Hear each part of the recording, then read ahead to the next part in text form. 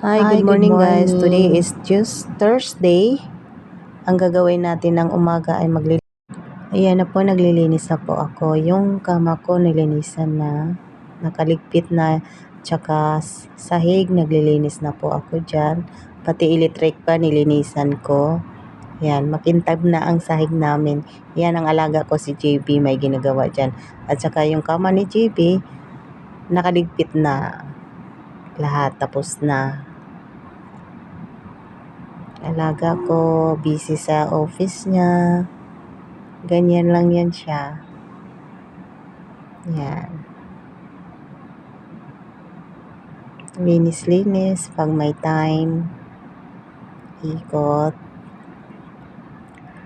Ganyan kami maglilinis. Tapos dumating yung schedule ni JP na painting. Ayan si JP nagpe-painting. Ayan na, maganda na ang ng result niya, yung painting, pero hindi pa tapos yan. Kasi mabusisi yung gawa niya, maraming kulay na ilalagay.